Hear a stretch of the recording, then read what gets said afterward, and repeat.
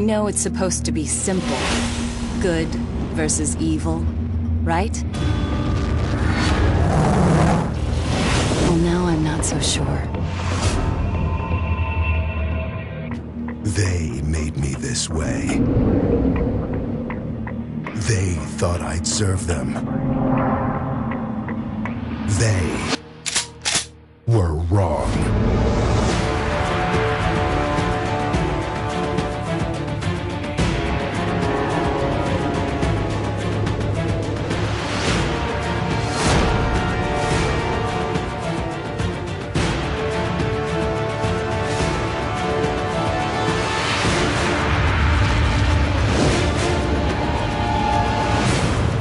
Like paradise. Looks can be deceiving.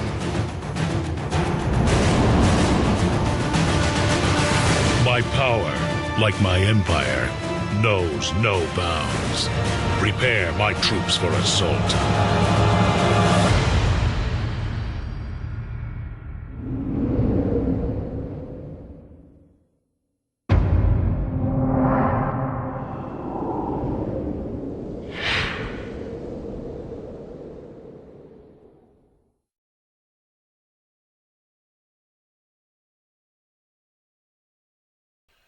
Greetings, YouTubers. Welcome back to the channel. Now, this is actually a very different type of video that I am doing face-to-face style. I never do videos like this. It's only on the rarest occasion that I make content where I'm talking to you face-to-face. But there is actually a very good reason for this, simply because I do not have the time or patience today to put together an entire video and script just to discuss the topic that I want to bring to the table here. So, long story short, I'm starting work orientation today, so that is a big part of the reason. But this was just something that came up, and excuse how ugly my nails look. Let's ignore that.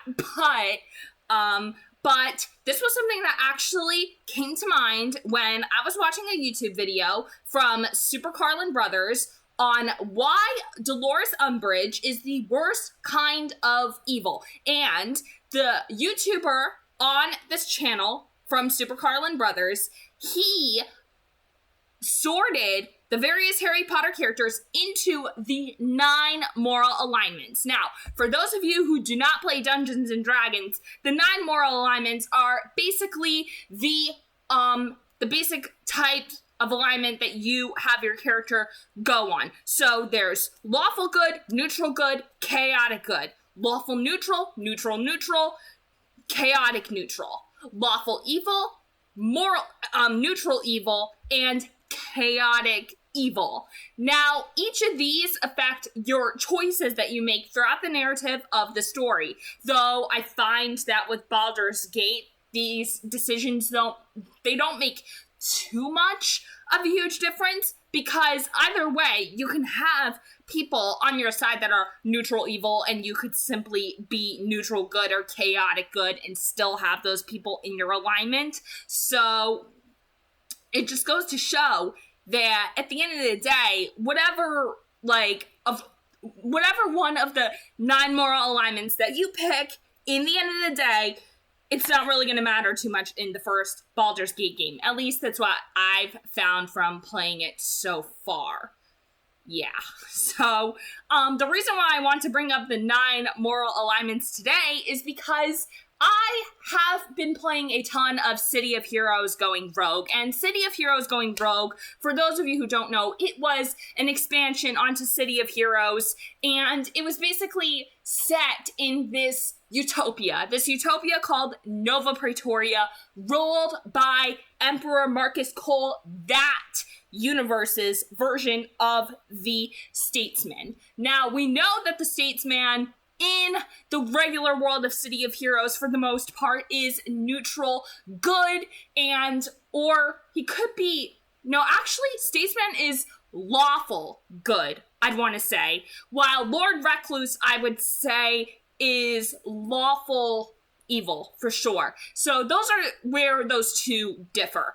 But at least in the world of Nova Praetoria, Emperor Cole is a tyrant. They call him Tyrant. And you get two different options where you can basically choose where you align at different parts of the story. You can choose to be a loyalist, or you can be part of the resistance.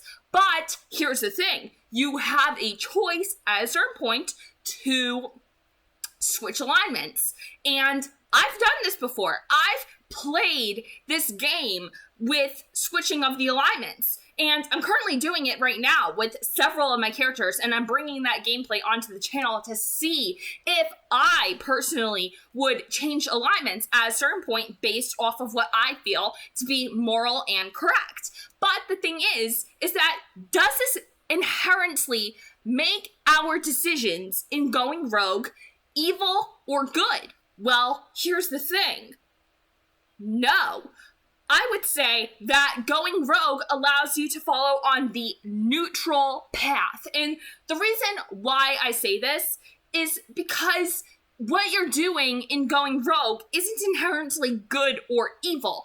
Sure, your thinking on that could change when and if you ever play it, but the whole thing is that there are two different types of neutrality within the world of going rogue. Chaotic neutral and lawful neutral. Now, the lawful neutrals, I would say, are the less extreme side of the aisle, where they try following along the laws of what they're supposed to be doing under current, but I would say that the less extreme side of the resistance, I think it's the Warrant side? Yeah, it's the Warrant. The Warrants are considered neutral, while the Crusaders, I would say, are chaotic neutral, I would say, definitely. Because if you really think about it, that the Crusaders storyline is literally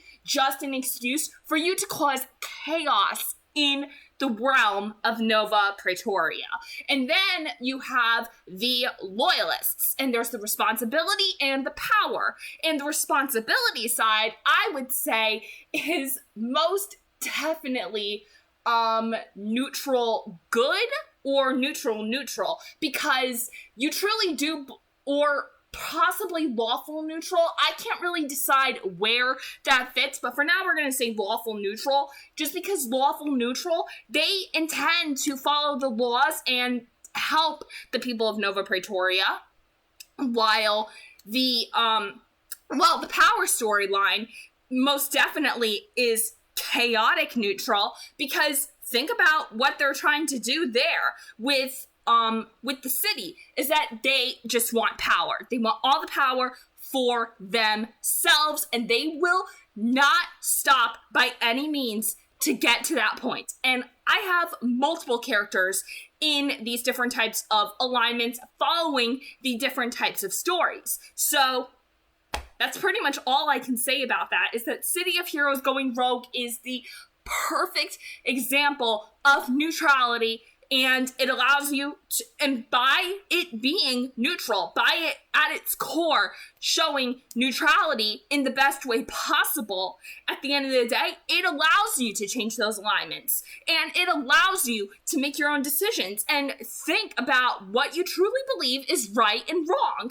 And at the end of the day, I think that this is the greatest thing that City of Heroes has ever done, allowing us to play as generally very neutral characters in a communist utopia. And I really do not want to label as communist, but if you really think about it and you really read in between the lines and you see that none of the citizens can own their own guns unless if they're part of the powers division, yeah, I would say, trust that the government is going to protect you all the time. I would say, yeah, that is kind of a form of communism. But let me know what you all think in the comments down below about this, and let me know if you want me to dissect various characters from novels and films and see where they fit in the 9 moral alignments. I'm actually thinking about doing that for the Percy Jackson